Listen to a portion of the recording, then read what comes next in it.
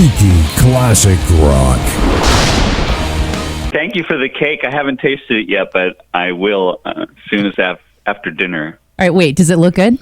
It looks great. I Good. was really surprised. Did it have bananas on it? It's whipped cream and everything. Happy to have him here. Everybody, Robert FLEISCHMAN. And can you believe this is really his birthday? Why would you do this to yourself?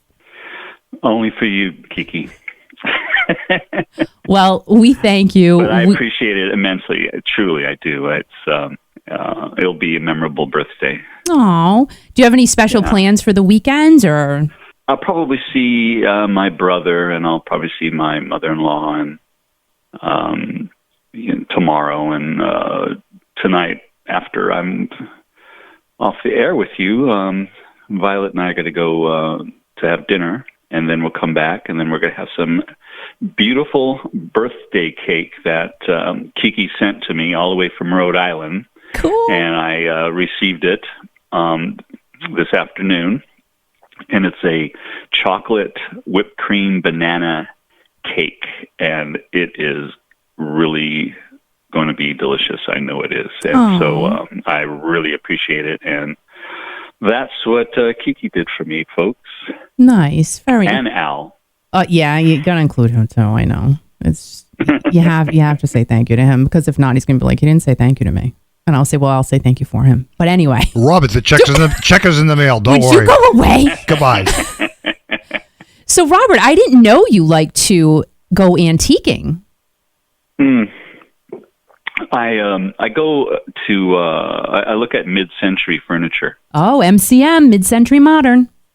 Yeah, because I have a mid-century modern house. That is that furniture is so clean and beautiful lines. Very nice, very nice. So, have you furnished your home like that, or? Yeah, but it's not old stuff. It's all new. Mm-hmm. But it's in that fashion. Nice. Now, this has been a strange year for everybody. It's like a year now that we've had the whole world event thing. And Robert, you have a ton of friends in the music business, but right now I see on social media that there is a light finally happening. I see musicians rehearsing. I see shows being scheduled. Now, how about some of your friends who are in the music industry full time? How have they been able to get through this long tunnel that we've been in?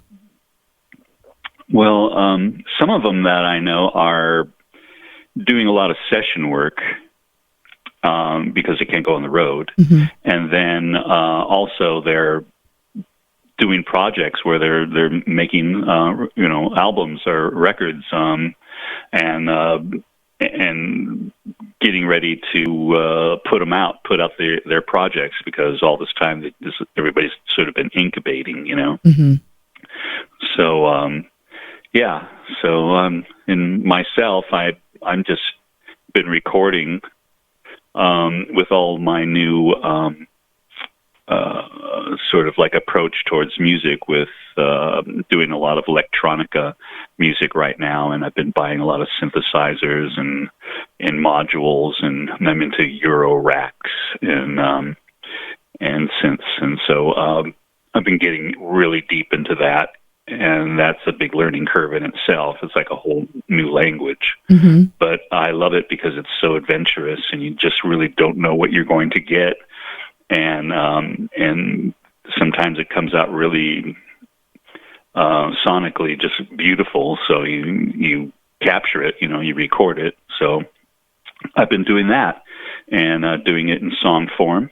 And so far I have like about 3 songs, and I have about 3 other tracks that I have no vocals or anything on it yet. So I got quite a bit of material in front of me to work on and get together. So now, what made you turn to electronica? I mean, you are a fan of ELO, right? Yes, ELO? Yes. Yeah, I am a big fan of Jeff Lynne. And now, did that have any influence on what you're doing today? Well, no, but Jeff Lynne's influence on me, and just like the Beatles or like that, has just been incredible songwriting. You know, there's a bar there that is just a beautiful bar of just music that comes out of those people, and that level is just kind of the level that I like to sort of be on, just to be in that sort of in the ballpark. Let's say I'm not on their level, but I can say I could be in the ballpark. I think But, that's true, because you are an amazing songwriter. I love ELO though, but funny story is, I don't know if I ever told you, but I was at a party one time. A friend of mine, the two friends of mine were stewardess for this airline that used to take all the rock and rolls to do rock and roll tours. Like the Stones used to use this jet, and Zeppelin and Elton John, and you name it. They used this jet to fly around in the 80s. I can't remember, Starship, I think, or something like that, but not Starship like the airplane thing. Right. It was an airplane. But anyway, they were having a party because they knew Jeff Lynne's wife. And so Jeff and his wife, they were going to move to Geneva in Switzerland. So they had a go away party, and I was invited, and Jeff and I were the only only men at the party. Oh, come on. So he and I just sat by the fire, and we just sat there, and I talked to him all night, and it was just great. Oh, Asked him how he recorded certain songs, and just a marvelous moment, just to be able to pick his brain and just have that intimacy. I mean, for you to be able to sit and talk to Jeff Lynne of ELO, isn't he elusive, really? No, he's brilliant. Well, sometimes there was, I can't get you out of my head. Yes. Oh my gosh. He had done all the music for that and didn't even have the lyrics or anything. He had the song structure, musically song structured, and then after it was all done, he put the vocals over it later. I mean, ELO's music is it is genius. It really, really is. And even you listen to their music today and go, oh my God, it's just great. What it is really this. It's like Jeff Lynne at ELO took Strawberry Fields and The Walrus and extended it. You are. He used that format of music at that moment in those songs. The instruments that were involved in those, the cellos and all that stuff. Gotcha. So that's where that all derived from, and he just took it for a ride. And I meant elusive in the fact that he doesn't give interviews. Like he's quiet, like he's in the background, Yeah, he is. He's he doesn't care to be a star. Some people have to have that thing where they have to be constantly on and just be the center of attention and all that crap, and so I feel more in his boots than the other kind of boot, the little wandering dappy boots. Well, I'm sure you have nice boots. Like you dress very nicely. Oh, thank you. You do. Now, talking about... I've been known for that. Yeah. Have you really? Why? If people said to you, oh, that Robert FLEISCHMAN, he is just a snappy dresser. Like I'll go somewhere and they go, that's a nice suit. And I just go, let's just black jeans and a T-shirt and a coat. But not really, because when you were at the Kiss Expo event in Atlanta, you had on leather pants. And I'm like, dude, you are rocking it. Right? Yeah, I do have a leather suit, yes. I love it. Going back to songwriting, your time in Journey we got some very big music from you, and two of these humongous songs you helped to co-write, Wheel in the Sky and Anytime. Tell us about how those two songs, those very iconic songs, came about. Could you imagine if I had stayed? It would have been quite different. It would have been just as good, you know. You know, I asked you this before, and it's true. And, you know, you said it just wasn't in the cards for you to stay. But imagine if you have to think about if you did. That has to go through your mind. Only when I'm talking in situations like this. Oh, yeah. So we bring it out of you. Yeah. I never think about that. Yeah, like you don't dwell on it. Right. No, I get it. I totally get it. But, I mean... You'd have to be really sick to do that every day. But I'm sure there are some people... Songs, are you talking about Anytime, did you say? Yep, Anytime and Wheel in the Sky. Go into both of them. Anytime was... I wrote Anytime with Greg Raleigh at his house. When I first joined the band, I lived with Greg Raleigh. Mm-hmm. I lived at his house.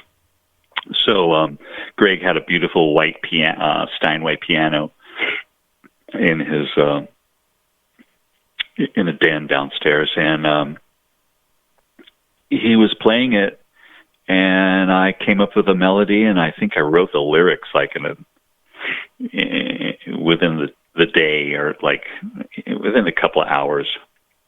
And so when we went to figure out the publishing on it, Greg didn't tell me that he had written a lot of that music with friends of his that he was jamming with. So all of a sudden, you know, on the credits of the song, instead of saying me and Greg Raleigh, it's got me, Greg Raleigh, and Greg Raleigh's gang is on it, you know. Oh, really? And, yeah. Oh. You see all these people who were on that credits on it. Oh, but, boy. Well, that must have been a surprise. Huh? That was a surprise. Yeah, it was a surprise. I go, what the heck's going on here, you know? Yeah. Well, at least he was honest to them, you know what I mean? He could have just said nothing, you know? Yeah, true. No, true. So that song, that's the kind of story about that song. And then Wheel in the Sky, you know, I have vague remembrance of how that song was written. And I think Neil was fooling around with it we were in Texas, I think. And he was playing it in the car on this acoustic guitar. And then we got to the hotel that we were supposed to be in. And then we worked on it there. And then I wrote the lyrics really fast for that one. And then we started playing it. And then that was it. He starts playing it in the... Go, did you know that was going to be such a hit? And I go, no, I never ever thought that was going to be a hit. And like I said before, I wish the song had a bridge in it, because I thought if it had a bridge in it, it would be much more of a complete song, you know, in a traditional fashion of a song. I just love it. And so, I mean, it's played all the time. It's just one of those... I know. You know, it's one of those... All over the world. Right? And it's just amazing. And I just thank my lucky stars, you know. Now, what does Violet say about all this? When she hears Dad's song on the radio, I mean, how does she, you know, what does she say? Nothing. She just, I'll play her songs that I write, you know. I go, do you like that? She goes, yeah. I go, why do you like it? And she goes, because it's you. Oh. I know. It's so darling. Oh, my God. Oh, Daddy's girl, hello. She's going to get whatever she wants, and you go, Violet. She does get everything she wants. Well, she already knows what to say. I don't want to give her what she wants. Well, you're a good daddy. Now, there's absolutely what I think to be the best piece of raw footage on YouTube of you singing with Journey. This was at the Diamond Head Crater Festival in Honolulu, Hawaii. It was a 2-day concert, and it was inside of a crater of a volcano. I mean, when can you say? It was in the war, during the war times. It was a military base. Really? Yeah. And it was a big deal. I guess they'd already been doing it for several years before you guys played. Right. I think we were there like on the 4th year, I think, or something like that. I think you're right. And it was on July 4th of 1977. And it was? Yeah. Wow. Yeah. And it was crazy, Robert, because as I watched that, I could hear people yelling out Robert before you even got to the stage. They were screaming. I didn't know that. Oh, I'm going to send this to you. You have to watch it. Believe me. You know, the recording of that is actually on some sort of video camera, and the audio is from that camera. It's not from a mix outside or anything. It's just what it picked up on the stage. Oh my gosh. So, you know, the sound quality isn't that terrific and all that, but yeah, that's a situation on that one. And that was two days, and boy, it was really humid, but it was really it was terrific. You know, a great way to go to Hawaii. You know. Well, yeah, I mean, you were smiling. You had a limp microphone. You picked it up. You were singing. You made it work for you. You jumping around the stage. You were playing to the crowd. What else about that festival do you remember? I think Styx had played there, but I couldn't really find out too much more information about who actually performed. The band Detective played. Okay. And I think Elvin Bishop played. Oh, wow. God, who else played that? We played. I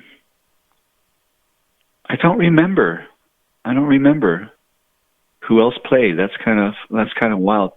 We kind of just went there. We didn't go there on for the whole day and hung out. We just went there a little bit before we were going to play, and then we left. And then we went to we were all invited to this party. So we go to this big high rise in Honolulu, and we're at this penthouse. We go up the elevator and we walk into the penthouse, and there's this big party and a beautiful view, way high up in the air, and this big tropical breeze going through, and all kinds of people in there. So I had to use the bathroom. So I went into the bathroom, and I couldn't find a towel. So I looked under the sink, and there was like this big plastic bin with all these sex toys in it. Oh God. So then I'm just going, holy shit. So I go out and I go to Neil, and I go to that kind of party. I go this whole, go in the bathroom and go look under the sink. So they go in the bathroom, look at the sink, they're all like flipping out. So then we find out that we're at Hugh Hefner's house. Larry Flynt's. Oh no. Yeah, Larry Flynt's penthouse. What he's a Hustler? Is that him? Yes. Are you kidding me? It was Hustler. He had the Hustler penthouse, and I was like, oh God, I wanted to take a shower afterwards. Oh my! All right, wait a minute. So were there like Hustler mates walking around, and there were just. It was once we figured out it was Hustler, then the whole place kind of had a different tone to it. It was like, oh boy. So wait a minute, you guys didn't pull a Motley Crue and like be all crazy? No, I didn't. No. I think we left and we went to some sushi bar. You didn't take we washed our hands. I was going to say, you didn't take the basket with you, did you? Did I take the basket with me? Yes. I mean, I went out and handed him out as party favors. Hey, if you're going in there, take one of these. I mean, that's right. Oh my God. Oh God. Yeah, but you had to be to some great parties back in the day. It was funny. I thought it was hilarious. That is so funny. How about another good Journey party? Oh. Well, when we got there in Honolulu, not the record company, but the radio company and the promoters, they had a big Japanese dinner for us where we were in this big like kabuki or not kabuki, but just this big long hall and big long tables, and we all sat on the ground and on the pillows, and it was just like a 9-course Japanese meal, and it was terrific. And then that was the first time I ever had sushi. Really? Yeah, when that was in 79 or 78 or something like that, or I don't know, somewhere around there, 77. 77. Yeah, and sushi was not popular, in the States or anything like that. So that was the first time I ever had it. So then when I went to New York to record Perfect Stranger album, I was in New York and I thought, I want to have some sushi. So I found a sushi place, and I went there, and I got so sick from the sushi from there. I was sick for like a day and a half, and I couldn't go and record or anything because I was just sick. Yeah, that can happen. But, and then I thought, no more. It's like when I had sushi, in Hawaii, that fish was just as fresh as could be. Yeah. But not all the way from in New York. I should have known better, but I didn't. Just like, I'm sorry, they cannot make pizza in New York. I mean, I love New York. I miss going there, but we got pizza here. You know what I mean? Like, hey, I hear it. Yeah, what's his name? Barstool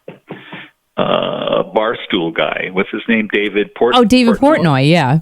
Yeah, he thinks like the pizza mecca is out there in Long Island. See, I don't know. I've had pizza in New York City, and I just. But he likes Long Island pizza, I think. Well, he always raves on it. Everybody always says it's the water. Definitely the water that makes their pizza the best. But right. you got to have some pizza here, though. You know what I mean? When you have pizza here and then you have it somewhere else, you go, "Oh, I just can't." But it's the dough, yes, but a lot of it has to do with the sauce, with this, I agree. I totally agree. Now, who are you still in touch with from the Journey band? I'm always in touch with Ross. Mm-hmm. We're always texting each other, off and on, sending funny videos to each other and saying hi and all that stuff. Yeah. But with him, mainly. Yep. I've always had a constant tie with him. Yeah. And then I see the guys whenever they played, but I don't talk to them on the phone and stuff. Yeah. Well, hopefully, like I said, we're seeing some type of light, I think. I'm hoping I hope we get some shows this year. I'm seeing a lot of different people putting it out there that they've got stuff going on. Well, you probably will see shows that are say it. Just say it. Not wearing masks, like Texas and places like that. Yeah. Yeah. So you'll probably see those will probably be the first places. The non-democratic states are right. going to have them. Right, like all my friends in Florida. Oh, we've had shows. I'm like, yeah, thank you. Like, right. I don't live there. I don't live there, but I may fly there just because I'm done. Like, I need to have a show. I'm glad the winter's gone. Now, how is the weather there? Was it nice today? Yeah, it was nice today. It was like 50 today, and all the snow is receding. It's almost gone. Love that. I love that.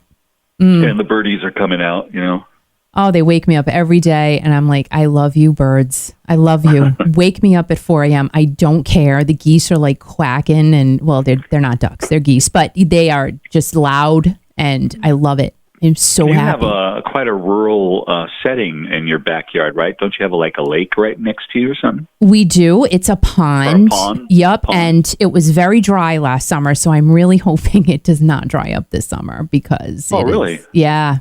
Because we had a rough summer. We didn't have much rain at all. Oh. So it went a little dry. How far does Jerry live from you? I would think maybe 3.5 hours ish. Oh, he's really far away from you. Huh? Yeah. I mean, well, it is a car ride. It's not too bad. Like, And now you're in Rhode Island, correct? right, not Long Island. Okay, Rhode Island and Long Island. Okay, I got it. Everybody would always, oh, you're from Long Island. No, I'm from Rhode Island. From Rhode Island. Rhode Island is much colder, isn't it? Oh my God. Like, I can't tell. Today was so nice. It was in the 60s. We actually hit 70. So it was a beautiful day. It was, oh my God. I'm so thankful. I just said, thankful. Again, there's another light at the end of the tunnel, the end of the long winter tunnel. So, Robin, gee. Robin, You just scared the crap out of me. Robin, how old are you today? Oh my God. No, how old are you today, Robert? No, I thought I was 67, but Really? Yeah, that's how old you are. I got out the calculator. Somebody said on Facebook I was 68, and I'm going, I am. Really? So I had to get I got the calculator out. My God, I'm 68. You're getting up there, man. You had to Google yourself. I had to Google myself. Really? You got so you Luckily, I wiped twice. you what? What did he say? He's so fresh. What I did he love say? that. He said he had a wipe twice. Wipe twice. That's what I yes. thought he said. Yeah, oh my did. God! Twice, I said after Googling myself. Oh my God! Wait a minute. Do you have that basket? I'm just saying. No. Kiki, can you talk to the radio listening audience for a second? Robert, can you hang on for a second? Do you mind? What am I doing? You just talk to the radio audience for a second, okay? Oh, okay. With Robert or without Robert? Without Robert. Robert, can you hang on? Can you? Oh my God. Go Robert, go wipe yourself. Hang on for a second. Okay, hang on. All right. Robert's going away, I guess. I don't know what's happening. He scares me. Like, Al scares me. I'm not going to lie. So this is weird that we're being interrupted like midstream. I don't, you know what it is when you get interrupted midstream, right? That's something that does happen. But anywho, sushi. All right. So Mary said sushi was invented in 3rd and 5th century BC. Now that's a mouthful right there. I had no idea sushi was invented that long ago. Robert is actually not on at this moment. Al is speaking with him. I have no idea why. Knowing Al, it's something. Let me see how my hickey's doing. Oh, is it bad? So yeah, for those of you who didn't hear earlier, I burnt myself with the curling iron on my neck, and yeah, it's a little hickey looking, but it's not terrible. Who got a hickey? Who did it? Al. Chris said Al is very scary. Very scary. I know. What do you mean I'm scary? Chris said it. Oh, okay. So, I'm just agreeing with her. So, Robert, can you hear me? Yeah, I can hear you. Okay, I'm sorry. So how old are you today, Robert? I'm 68. Really? No, he's not. Wait a minute. You must be. You're not 90. a day over 30. You're not a day over 30, Robert FLEISCHMAN. Robert, hi, it's Steve O'Geary. How you doing, buddy? I'm doing fine. We're doing a little birthday tag team here. We're bookends kind of thing, you know. I want to apologize to come and interrupt your wonderful party.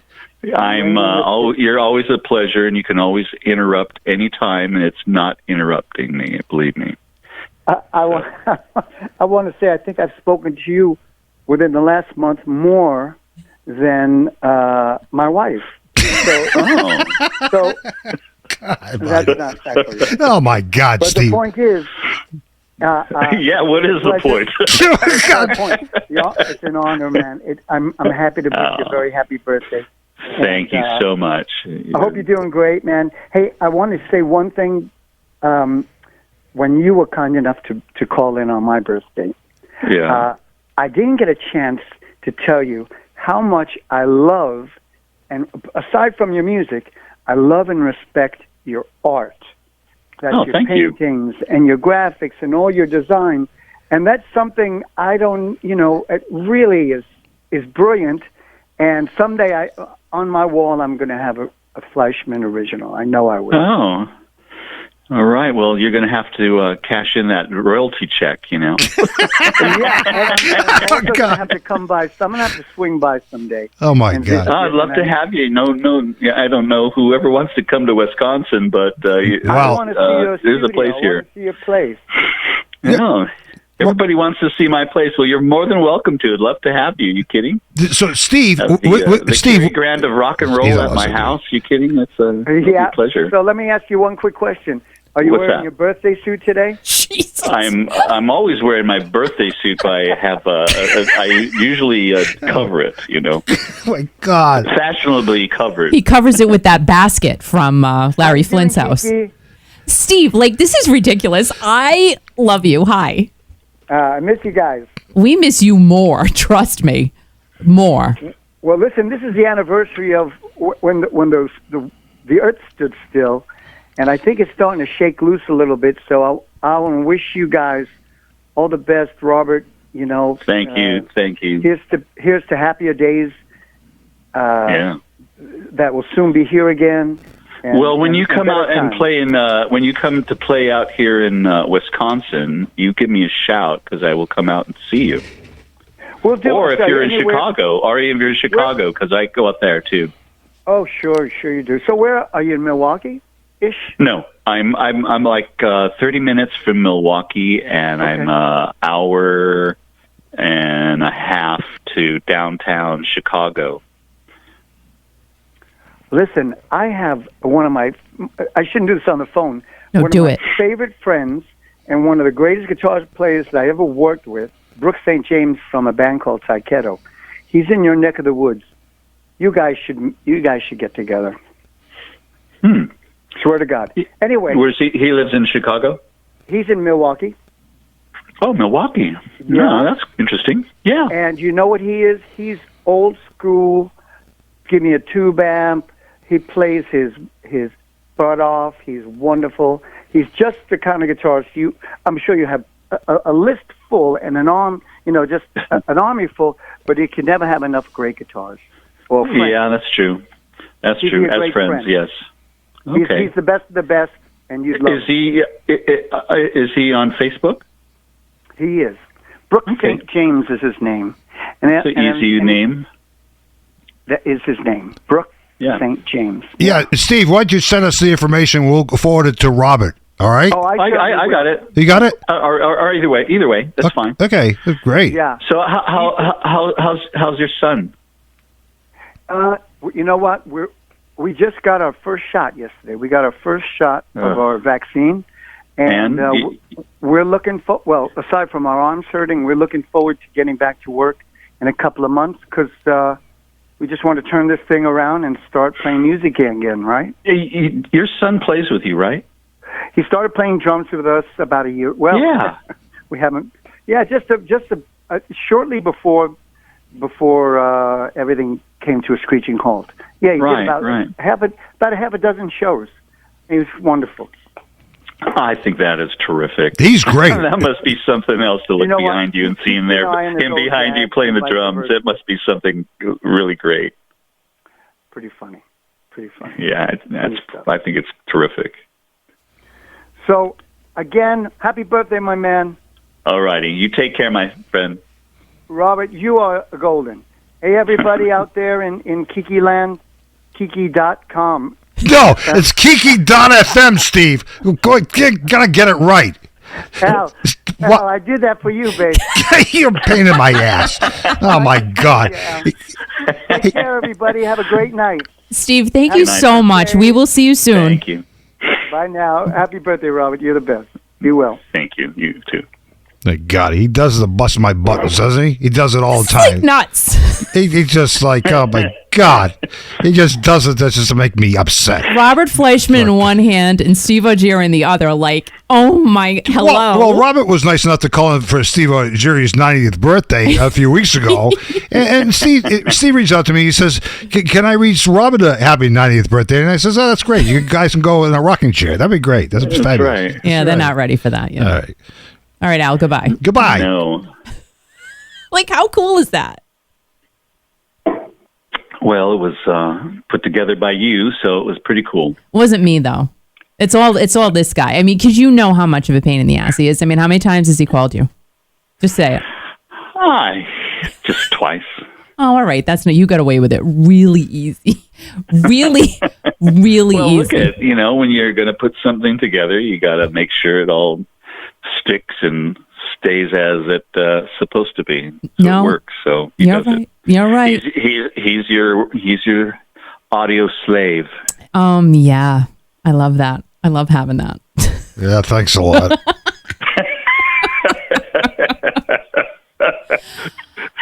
Al, do you want to jump? Al, you could do the re-voice of Fred Flintstone. That's great.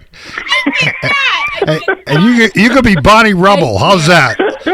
Maybe you could be Dino, right? Good God! Did you watch? Oh my God! Did you watch that program? Oh dear God! Robin, did you watch the Flintstones growing up as a kid? I did. Yeah, I watched the Flintstones the very first time it came on the air. Did you really? Yeah. Was it in black and white or color? I think it was black and white. What were some of your favorite TV programs growing up? Oh.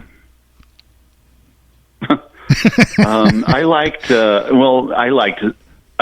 Zorro. No kidding. Oh, here we go. Oh, I loved Zorro. Oh my God. And I liked Superman. Oh, I love Superman, yeah. The original Superman, Yes. Reeves. Clark Kent. And then I liked Twilight Zone, and Really? I liked One Step Beyond, Really? and I liked all the black and white sci-fi movies like Late at Night. Wow. We had each city had their ghoul, at night that showed Right. monster movies, Yeah, did you like Lassie? No. From monster movies to Lassie. No. Whoop. How about Hogan's Heroes? No. Sky King. My dad liked Hogan's Heroes. Oh, I love Hogan's Heroes. Oh, I cannot. Yeah. Okay. No, I was into that. Okay, My dad liked those war movies. He was in the war. Yeah, I'll go back in the weeds here because I have to be professional. I liked The Prisoner. Really? Patrick McGowan. Yeah, you know what movie I really liked was The Great Escape. You ever see that? The Steve McQueen? Yeah, I saw that. Actually, saw that with my dad in the theater. I saw that at the drive-in with my folks. Ah. Yeah, I went to the drive-in with my parents. How good is that? The great thing is are the Guns of Navarone. Al, everybody thinks of you as Fred Flintstone now, so That's great. I'm just letting you know. Thanks, Robert. You know, payback's a bitch. Don't worry about it. I know where you live in Wisconsin because we delivered a cake there today. I'll be showing up tomorrow morning for coffee going, hey, you'll be knocking out. What the hell you want, Al? That's fine. Yeah, I'll make sure I don't eat the piece with the rat poison. I would never do that to you. No, make sure you take the file out. That'd be good. I don't know if the lady at the bakery would do it, but I would never do my it. God. And I didn't tell her who you were either. I didn't. Oh, that's okay. Hey, I don't even know who I am. That's fine. Hey, Robert, we have a lot of people listening on this Facebook group called the Journey Junkies. So say hello to all the Journey Junkies because they love you to death. Hey, Journey Junkies? Journey Junkies. Say hello to them. No. They love you, Robert. They love you. Love you. Thank you. Well, Journey Junkies, it's one of those Journey days where we celebrate the Journey Boys' day of birth. So I thank you very much, and God's light to you all. And I hope all your families are doing well, and they're beating whatever health issues or economic issues. And I hope big time prosperity to you all, and God's light. They love you, Robert. They love you. I mean, you have a lot of fans out there, and it's amazing. You have more fans than I do. I don't think so. Sure. I don't think so. I'll go back in the weeds here. Goodbye. Oh my, help me. I don't even know how to get back. I can't get back. I'm just kidding. Oh my, do you see what my life is? I'm just saying. Yeah, I do, Wilma. Yeah. Well, she was skinny though. Like I need to lose a few pounds and get a little white dress to look like Wilma. Put my hair in a bun. I loved the Flintstones. I loved the Flintstones. And I actually saw. I actually had I lived with. I had three friends. We rented a house in the Hollywood Hills, and we lived we lived up on the hill, but down on the main street, which was Cahuenga.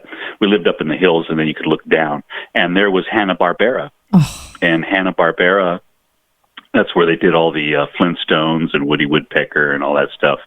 And they had those cells that they would paint, to do the cartoons. I have one. They would throw them away. No, they didn't.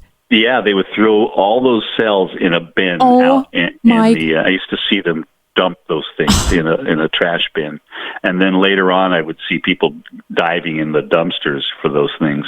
I literally paid for one of those years ago on eBay, and I don't even know what cartoon it was, but I have one. I have one of those cells. Well, I'm like, oh my gosh, from Hanna-Barbera. Yeah, I almost bought a Yellow Submarine one. Oh, I'm surprised you didn't. Well, it wasn't the one I wanted, so I didn't buy it. What is your most prized Beetle piece of memorabilia? Because I know you got some. I don't know for sure, but I'm thinking you do. I have a Richard Avedon black and white large print of John Lennon, and it's signed by Richard Avedon. Wow. It was given to me by his daughter for my birthday a long time ago. Oh, how nice was that? Yeah, and so I had it all rolled up and in at my old house, and it was a back room, and it was in a closet, and it got water leaked in there, and so it got kind of messed up. It's kind of messed up looking, but it's still kind of cool. So I've been planning on getting it framed and putting it in somewhere in my studio. But I have that, and I have the catalog when you your show catalog from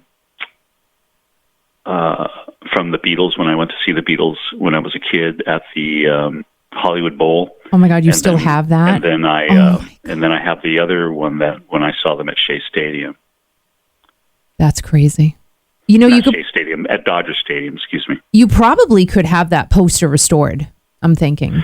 I could possibly, but it's so funky looking, and it kind of has its own character. I get it. It's just got this vibe to it, even though it's all messed up, but it still looks cool. I get it. And it still has the Richard Avedon's sign, where he signed it, his autograph on it. Oh, you got to put that Pretty up. large. That has to be a project. And then I have like little watches.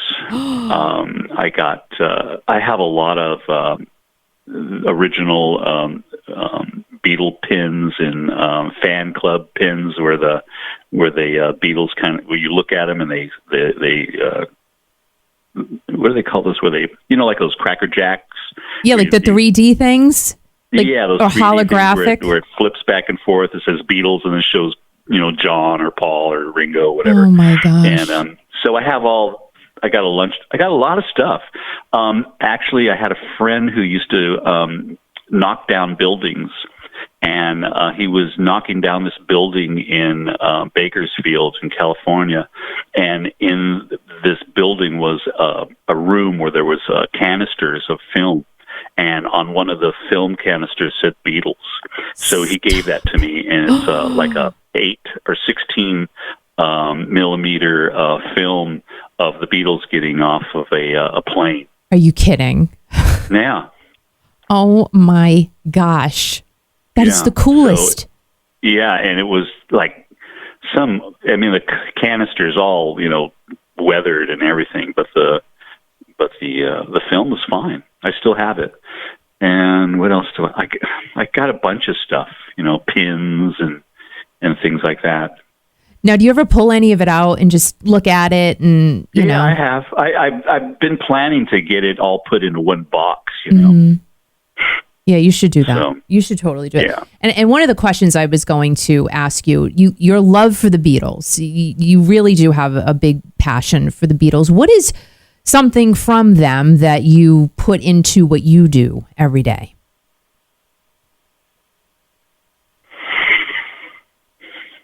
I guess, well, not every day, but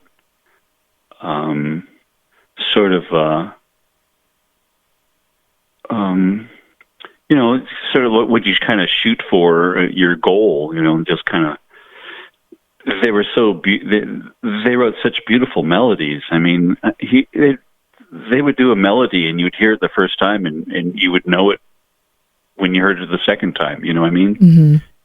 It was just so, it just fit in your head just perfectly, And your heart too, I think. Yeah, absolutely. And those voices, that's those voices together were just magical. So there'll never be. I don't think there'll ever be another, Beatles situation because of the timing and all that. I think the world is just too. It's not innocent anymore. So I don't think something like that can come out of society ever again. I mean, imagine we didn't have social media. I mean, everybody was the world would be quite better, I think. I think so too. I really do. Yeah, I agree with you. I do too. It's, they used to say, the world changes in every certain amount of months. Mm-hmm. Every 6 months there's a change. Well, the world changes now in weeks. Mm-hmm. It's true. This time next year, I think is going to be so different for all of us. It's going to be. It'll be like a science fiction movie. It's already turning into one with all the cancel society, and all this stuff.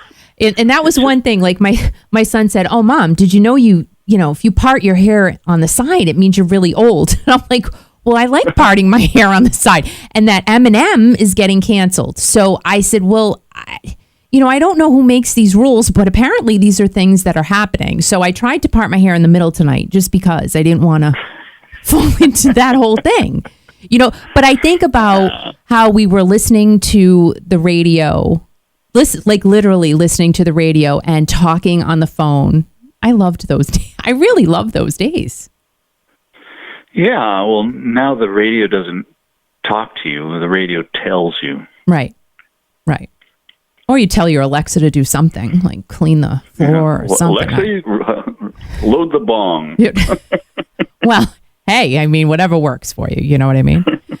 Robert, another cool event you did. Now, this was during your solo career. This was on May 6th of 1979. And that was at the Day on the Green at Oakland Stadium in California. And very huge promoter at the time, the late Bill Graham. He put these shows together. And when you played, you were playing alongside Boston, Sammy Hagar, Eddie Money. Tell us about what you remember from that event. What I remember from that event was my grandmother. I don't know if I told you this, but no, you didn't.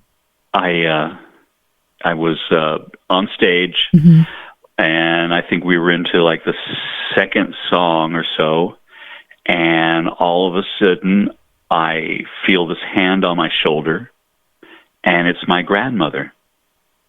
Wow. And then Bill Graham comes up and grabs my grandmother and goes, "Come on, Graham, let's go over here." Oh, she was really there. I thought you meant like as a spiritual thing. Like she was really your grandmother.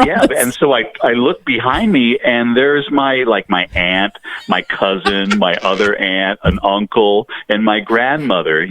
I don't know how they got there because, well, one thing is my relatives. I have relatives that live in San Bruno, outside of San Francisco.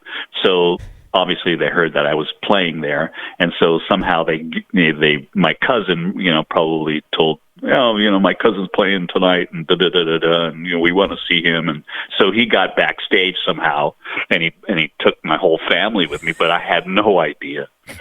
So that was really wild because that was quite a big show.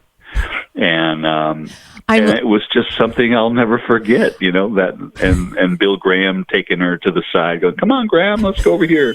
I'm so sorry. Like, I literally thought, your grandmother maybe had passed that night, and her spirit was touching you. But I'll tell you, my grandmother helped me through my career so many times. Wow. Like I got into this band that was making really good money, and they lived in Orange County, and I lived in Torrance, which was about a good hour or so. And I didn't have a car, and my grandmother gave me money to buy a car. So I bought this 1969 Austin Healey Sprite, and it was a white sports car. Ooh, it sounds fancy. And I bought it for like $800 or something like that. And how much would that be worth today? Yeah, and so that car is worth, like, now I look at those cars, 30 grand to 25 grand for those cars right now. That's crazy. So anyway, so she gave me the money so I could go drive down there and make money, So and I repaid her, but she was always there to help me out if I ever needed it, and Aww. I always paid her back, and so it was kind of cool. So my dad was kind of cool like that too.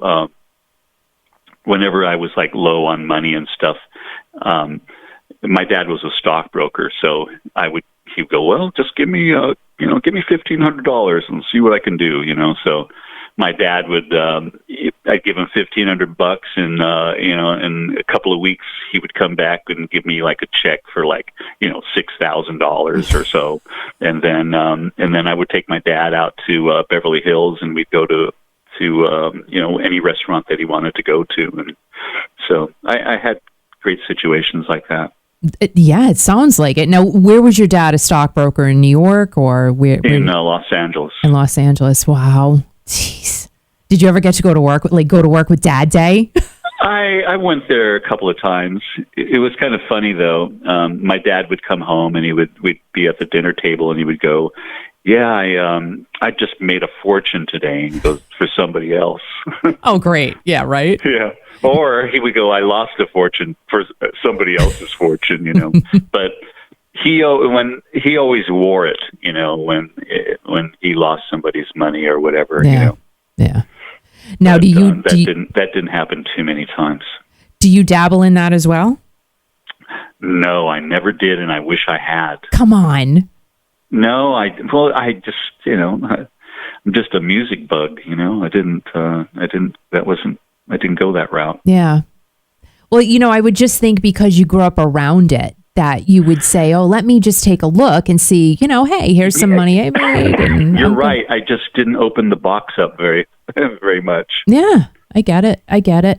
Now, you've also worked with tons of iconic musicians, music industry greats, one industry great, including producer Jimmy Iovine. He helped produce your Perfect Stranger album. And he's worked with John Lennon, Meatloaf, Bruce Springsteen, put out some huge albums. He even dated Stevie Nicks. Like, that's just crazy. So what was it like working with Jimmy, and what did you take away from that experience? Working, doing my first album, it was like going to school. Yeah. It was, I learned how, I learned how to construct a song, how to put a song together, how to produce, how to organize a session, and just the mechanical parts of making a record. I learned all that there. And that was a good guy to learn from. Yeah. And Shelley Yakis was the engineer. And Shelley Yakis was the engineer for Chick Corea, who just passed away not too long ago. Mm-hmm. And I used to love Chick Corea albums and the way they sounded. Return to Forever. I actually saw them play at the Troubadour in Los Angeles when they first came to the coast. So that was with Lenny White on drums, Chick Corea, Stanley Clark on bass, and Al Di Meola on guitar. So I got to work with him, and I think he was really the catalyst between the two of them, because Jimmy and Shelley were a team. Because Jimmy pretty much did all the business and lured in the bands and all that stuff, and then Shelley recorded them and did all the labor, basically. Yeah. Now, we do have a question from a Journey junkie. His name is Eric. He's from Salt Lake City, and he would like to know, now there is a demo out on YouTube. It's been out there for a few years. It's you singing with Journey from 1977. It doesn't have a name. He wants to know if you have any information about that song, what the name of it is, how you put it together. Do you know about that? No, I don't know. I'll have to send it to you. Is it a live? It didn't sound recording live. Or a recording? I think it's a recording. It didn't sound live to me. I could be completely wrong, but I can send it to you, and then maybe you can. Do you know what the name of it is? There's no name on it. Yep, and people were asking what the name of it is. Where does it come from? How did it originate? I don't even know. I know there was one song that leaked out that we were going to record, and it didn't. We didn't, and so I have no idea. Maybe it's that. I have no idea what song. It's not enough info. All right, I'll have to send it over to you, and maybe you can give us an answer if you remember it or where it came from or something like that. The minute I hear it, I'll probably remember it. But all right, cool. I have no idea what we're talking about. Okay, so you're connected to Journey. You have a big fan base there. And you're also connected in a big way to the KISS Army because of your affiliation with Vinnie Vincent. What is the one thing that makes both fan bases so different? I think the fans in themselves are pretty equal in standing, but there is an undertone that is with KISS that is much more of a fantasy and comic book kind of genre attached to it. Okay. So it kind of has a little bigger than life characteristic to it, in the sense that it's just more animated in the sense, Right. And it's just I think it's a lot bigger, actually. I mean, you got the KISS Army. I mean, yeah, that's it's a pretty big army of people. No, you're absolutely right. Journey has a big fans, but I'll tell you, there's nothing like KISS fans. I'm telling you, I've seen it in person, and I've been to my own, been to Journey shows, and I've seen just as many different, 3 generations of people going to those shows, just like at a KISS show, Right. But KISS is got much more of a market behind them, collectibles and all that stuff, where Journey doesn't have that level. I just recently read that Gene Simmons has over, I think, 3,000 merchandise items. I mean, I'm sure it's way more than that, but they have everything. Playing cards, coffins, toilet paper, condoms, like everything. It's insane. I remember driving one time from Santa Monica going into Hollywood, and I drove by this building, in front of this big window is a KISS coffin. And that's what they did. They made coffins at this place, and they happened to have one of the KISS coffins in the window, And so here I'm driving, going, oh my God, the guy's everywhere, That is, yeah, it's true. It's so true. From diapers to coffins, from gamut to the other, It is so true. But he thought of everything. I mean, the guy. He's amazing. He's a mogul.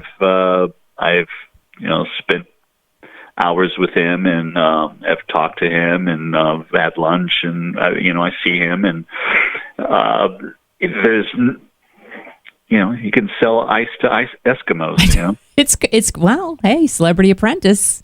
He did really. He's the guy when it comes to that. He's Mr. Merch. It really is insane. Now we can't not, before you go, we can't not talk about Vinnie Vincent. We have to, Now something just came out recently where Gene did call Vinnie a loser. He wouldn't be allowed on stage with Kiss ever, and the only way Vinnie would be able to go to a Kiss show is if Vinnie bought a ticket. But Vinnie, being his nice self, really, he responded, I thought, in such a kind way. He said, you know what? I still consider Gene and Paul like brothers. I have the utmost respect for them. And Vinnie did do a vault appearance with Gene, so I don't really know what happened there. But from a very lengthy outside look here, it seems like, maybe sometimes you can have a sweet Vinnie, maybe sometimes you can't. Was it that way also when you both worked together? You mean sort of the love and hate banter? Yes. I guess so. Yeah. I mean, it's like I never, anything that ever happened in that relationship, it all came from his side of the fence, let's say. I never tried to, fool him in any sense, or do this, or try to make a business deal behind his back, or whatever. That was all him. Like I said earlier, we went into the project together to do the Vinnie Vincent Invasion album as two people who were going to invest their time and money in a house. And so we built this house, and then he went and sold the house without telling me. So that's basically, in a nutshell. Yeah. So, but I forgave him and all that stuff, and we did do the album, and it is what it is, and it's got its own history, and it's got its own little cult, right. It does. Background to it, and it's a wild album, and there's nothing like it, and and I love the idea that it's sort of like a cult classic, Yeah. Oh, that it is for sure. I mean, people love it. I love that. I love it being tagged in that format, be involved in a sort of like a cult classic, Yeah. Yeah, no, that must be really cool to be a part of. I do have to say, interrupt for just a second. Clint Daniels said, "Hey, Robert, I believe the unreleased Journey song was sung on the video from Diamond Head. So when I send that to you, you can take a listen, and hopefully we can get this out to everybody." So, it might be a song called "Just Her Way." Okay. Yeah, it had no title. That would have been a good song had we recorded it. All right. Properly. I'm writing that down, "Just Her Way," and then I'll send it to you. Now, your new music, I know you've been working on that for a little bit. Where are you at with it? And do you see yourself, putting it out there, like going out on the road, maybe doing a few shows here and there with it? It'd be kind of funny because I thought about this, but I would basically, it would be me on stage with a bunch of synthesizers behind me playing. Yeah, well, I mean, by themselves, which would be kind of unusual and kind of cool. But hey, it could be like one of those hologram tours. I don't know. Yeah, I could have a hologram. Not a bad idea. Be my way to do it. It would. I like. I'm into like 4-5 songs deep into it so far. Mm-hmm. I have done 3 of them with vocals. I got 2 others without any vocal tracks on them yet. I'm just, how I usually write is I'll write 5 songs, and then I pick the best songs out of the 5. Mm-hmm. And then I'll write another 5 songs, and then I'll pick the best out of the 5. So it's sort of like you build your string of pearls, Yep. So that's what I'm process that I'm going through now. And plus, I'm doing all electronica music in the sense that I don't have any guitars, and I'm using, I might have chips enough Chip to play bass on some of my stuff. Perfect. Yeah, he's marvelous, and I'm just thinking once I get a really good 4 really great songs together, I think I'll just put them out on Spotify as singles or as an EP. Yep. And approach it that way instead of doing a whole album and then putting it out. I thought maybe it just kind of like trickle it in a bit. Do you think you would perform on the road again? I really don't know. Yeah. I love working by myself and just piecing things together, and just like I do with my painting, I just like being by myself and painting and then have the outcome, and then share the outcome. I just don't have the performing seal in me, I just don't. I just don't. I just prefer to be the guy in the lab, in the background, putting stuff together. Yeah. Instead of being on the forefront, and having to jump around and all that stuff. It's just, I just don't see it for myself, especially at this time in my life. This time in my life is like, try to write as many great, songs as I can until I hit the bucket or whatever. No, I just want to make art and make music and eventually it all come together. I mean, I'd love to have someday just have all my art and my music in some sort of museum, all that, have a show where you could hear my music and see my art all at the same time, Why can't you do that? And, you could do that now. You have so much of it, right? Do that. You have so much art. I mean, I would think that's something you could totally do. Yeah, I could absolutely do that. And there's a museum here in town that I've been talking to, and possibly would take over the whole museum and have all my art in there. Dang, that would be sweet. I mean, people would love that. Love that. Yeah, I would love to see it all assembled, and I would love to see that. So 1977 Robert Fleischman and 2021 Robert Fleischman, what is the biggest difference between the two?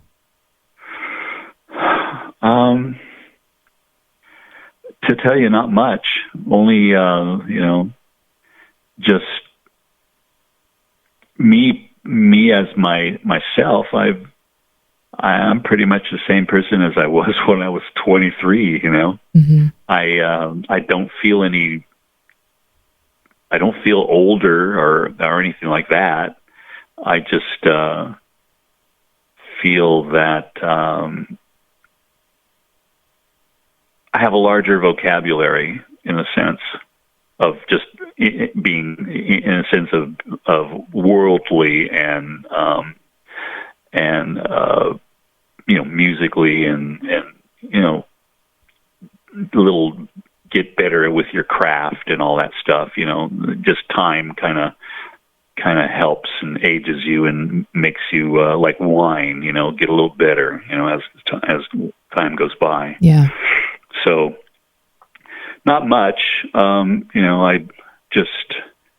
miss my wife. The 17th is coming up, and that's when my wife passed away. And then her birthday's on the 30th. So March has become quite a different kind of month for me. It used to be my birthday, but now it's my birthday and my wife's birthday and my wife's passing in the month of March. So it'll be a year since she passed, and it's just trying to live through it and just recognize that she wouldn't want me to be unhappy and all that, though I get very melancholy and all that, but it's natural. I mean, if I didn't, I wouldn't be human. Right, absolutely. Absolutely. It is what it is, and I'm just blessed to be able to have had her in my life and my relationship with her, and also, and I got two marvelous children. I have my son and my daughter, and my son Austin and Violet. So I'm a happy guy.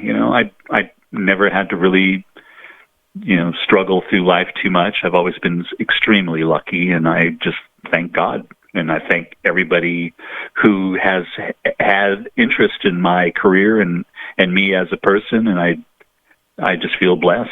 I'm a very lucky guy. Yeah, and we're lucky to have you, really. We are lucky to always we can reach out to you, say hi, and annoy you, and you're like, oh, yeah, that's fine.